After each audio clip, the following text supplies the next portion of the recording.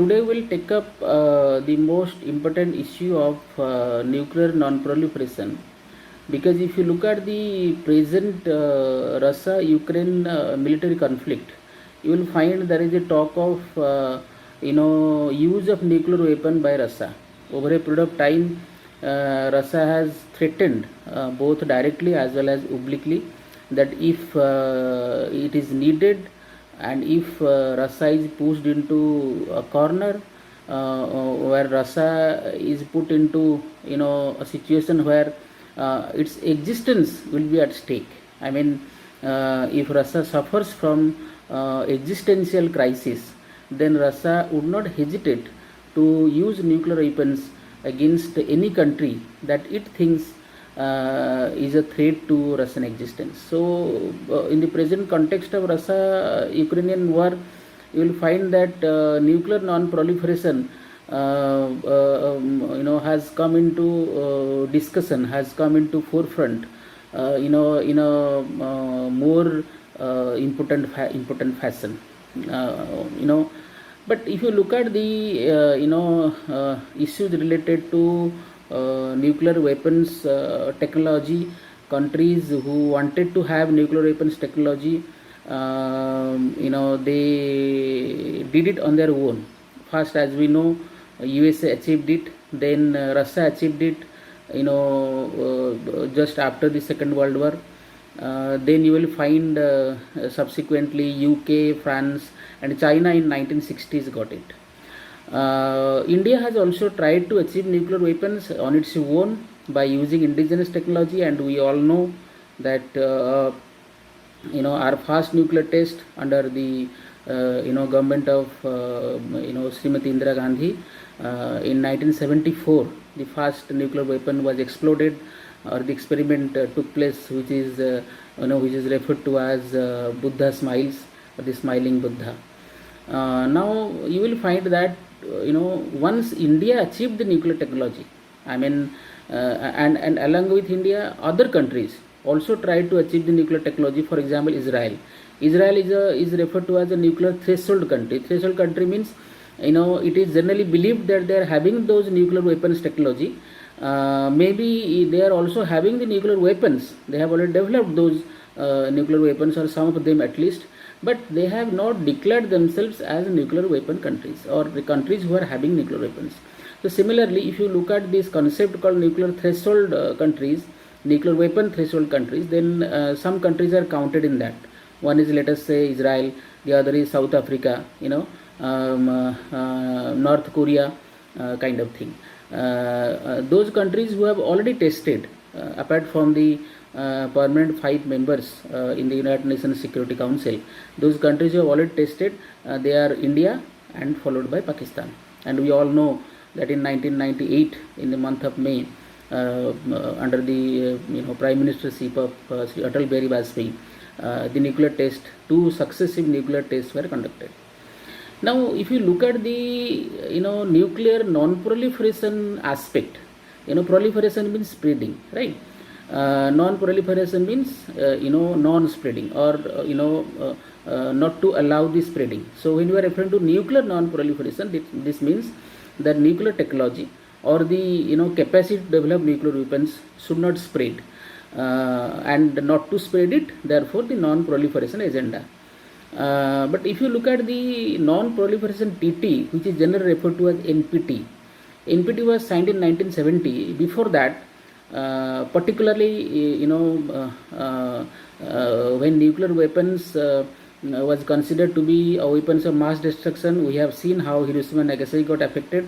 But after that, nuclear weapons with much more developed capacity, much more destructive capacity, were made by the superpowers, the so-called superpowers, Soviet Union and the USA, and then followed by the other 3 countries.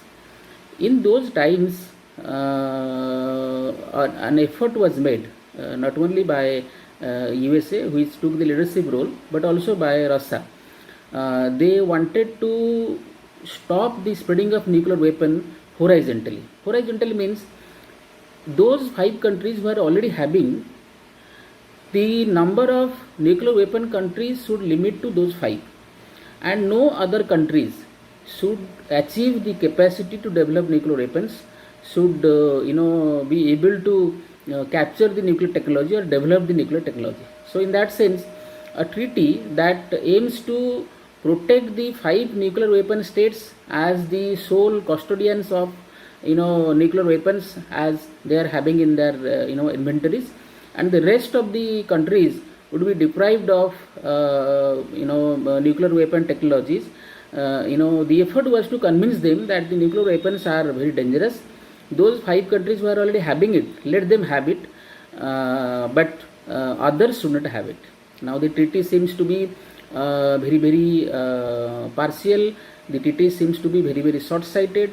The treaty was not having any long-term agenda as to the nuclear weapons should be finally destroyed at a certain point in time in the future. The earth would be allowed to get rid of the number of nuclear weapons that all these countries are having together in their inventories, in their stockpiles. India opposed it, as we know that India wanted that there should be a time frame, there should be a calendar date whereby all the 5 countries should also forego their nuclear options and their nuclear weapons, and finally the entire world should be made nuclear weapon free. But as we all know, that didn't happen because of the lobby of the USA, because many countries at that time were under the tutelage of USA, influence of USSR, France, of course UK were having on various countries. So many countries signed the NPT, Non-Proliferation Treaty, which was having a period of 25 years till 1995. And they committed themselves that they would not be trying to achieve nuclear weapons at least for the next 25 years. So that means the two categories of countries were there who signed the nuclear non-proliferation treaty. Annexure 1 refers to countries who are having nuclear weapons, and Annexure 2 the countries who are who are not having nuclear weapons, and they would not try to achieve it at least for the next 25 years. That was the period of the treaty, the implementation period of the treaty. So in 1995 again the treaty was revived. Those member countries who signed it, they were again asked to sign that they will forego their nuclear options forever, post 95 forever. I mean, there is no time limit. So what happened naturally, that as India always took a kind of principled stand during the time of negotiation of the NPT, India didn't sign it. Israel didn't sign it. Israel said that our country exists in a very hostile environment. We are always suffering from a kind of existential crisis. There are many countries who are inherently inimical to not only the state, that is Israel, but also the civilization, that is the Jewish civilization. So therefore we will not sign it. We will keep the options with ourselves. As and when we require, we will go for it. India didn't sign it, citing ideological reasons with regard to principles, that the treaty doesn't contain any time frame within which the entire nuclear weapons needs to be destroyed. Because India didn't sign it, obviously Pakistan didn't sign it, citing that if India is not signing, then there is no reason why Pakistan should sign it, because Pakistan and India do not carry a good relationship, and India is a enemy to Pakistan. India is a country which puts the Pakistan into some kind of existential dilemma. They have already fought wars in 1947, in 1965, and thereafter in 1971. So they didn't sign it. Finally, when the NPT treaty was about to expire, before the revival of the NPT treaty or the renegotiation of the NPT treaty in 1995, what happened, that a new form of treaty was supposed to be brought into force, and it was referred to as CTBT, again by the Western leadership, particularly USA. What is CTBT? CTBT refers to Comprehensive Test Ban Treaty.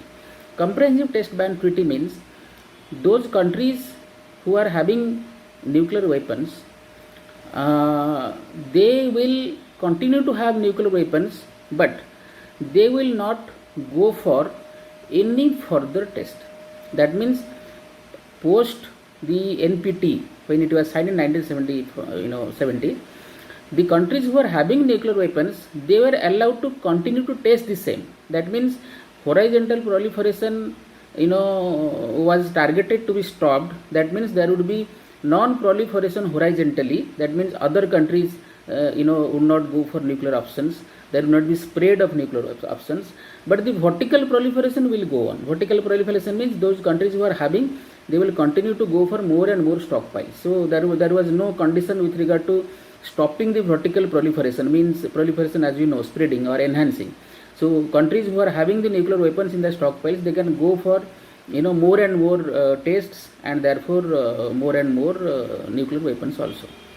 But when the CTBT was brought to discussion, it was said that it will ban all kinds of tests, which is referred to as land test. I mean test under the land, beneath the land, then test in the sea or water or ocean, and the test in the air. So any three form of test would be banned. So that means, therefore, it was called comprehensive test ban treaty. Comprehensive means all types of tests will be banned. But surprisingly, computer simulation test was not banned in the CTBT. That means those countries who have developed a kind of technology and a very broad-based data with regard to nuclear weapons and nuclear technologies, that they don't need to actually go for any more tests, either in the land or in the water or in the air. They can simply go for computer simulation by using those data, because they have developed that technology. So in the laboratory, in the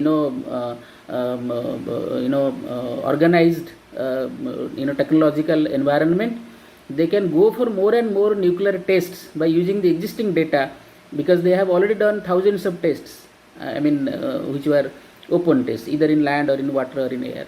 And therefore those tests were banned, because other countries would like to achieve it. Let us say a country like India or Pakistan kind of thing, they have never tested it, therefore they don't have any data, and most importantly, they don't have the technology to develop all those weapons through laboratory simulation or computer simulation. So therefore it was again permanently denying those countries who are not having nuclear weapons but want to have, or somewhere they are in the process of achieving that technology, that they will not go for any test. So that means they won't go for any test, and they cannot make computer simulation tests or laboratory testing. So they will be permanently denied to have these options of having more and more nuclear weapons, or at least to go for nuclear weapons.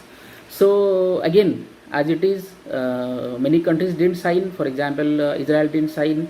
For example, India didn't sign. Again, since India didn't sign, Pakistan also didn't sign. But ultimately you will find that CTBT did not get the approval of some of the major countries. Even the USA Senate didn't approve it. That means the USA Senate was of the opinion, in spite of having thousands of tests that they have already done under the land, under the sea, in the air, etc., in spite of having very heavy bulk of data with regard to nuclear weapon testing, they probably would still require some kind of open test in future, and they didn't want to forego that option, right? That means they have developed the data, they have developed the technology, they could easily go for computer simulation or laboratory testing, but the Senate felt, from the point of view of national security, that if at all it is required, and they felt that it would be required at some point in time, that we may have to go for a nuclear test again, in the open format, that is the land, air and sea. So therefore banning those tests would not be a kind of good option for USA as far as US's national security is concerned. So they didn't ratify it. So therefore CTBT died its natural death. But there was a lot of pressure with regard to signing the NPT, with regard to signing the CTBT on India and the like countries. So basically the fact is that the non-proliferation was horizontally banned in NPT. It was supposed to be vertically banned in the CTBT, except the nuclear non-proliferation, the laboratory testing. So, but as it is, India was wise in handling the pressure. I remember it was Prime Minister Devegowda's government, when there was a lot of pressure with regard to sign the CTBT, all political parties, BJP, Congress, etc., all in the parliament spoke in the same voice and authorized the government to take the right decision by not going for signing the CTBT treaty. It was obviously a very good move. And thereafter, as we know, that when Bajpayee came, because there was a lot of pressure that any time the CTBT treaty may be revived, if American Senate approves it, then it would be again a great pressure on India to sign it, and in that case it would be very difficult for India to ward off that pressure. Therefore, hurriedly, Mr. Bajpayee decided to go for the open test, that is in the month of May 1998, which was a very good decision. It is altogether a different matter that thereafter CTBT died its natural death, the lobbying also died along with it, therefore the pressure also evaporated as far as India is concerned. But the fact is that India didn't sign NPT, India didn't sign CTBT, and India was able to handle the global pressure with regard to CTBT. I remember that every kind of negotiation, every kind of discussion that was with the international delegates, particularly of Western countries, whether it is IMF, whether it is World Bank, whether it is any other negotiation, India's negotiation with the European Union, India's negotiation with the USA, even in those platforms where there was no need of talking about NPT and CTBT, but they would go on this rant saying that India should sign NPT, India should sign CTBT, etc., etc. Those were very difficult moments. I remember at that point in time I was in the university then, and there was a lot of pressure with regard to that. Thank you so much, students. I understand that this particular episode would be very helpful for you in understanding the nuclear non-proliferation. There are also the larger agenda. There is also a lot more debate with regard to it. We can deal with in some other episode. Right now, I think that we should stop it because the video is going to be much more lengthier. And please never forget to subscribe our channel, that is Utkal IAS, and also never forget to click the bell icon so that anytime a new video would be uploaded in our site, then you will be able to see it by way of getting the notification. Thank you so much.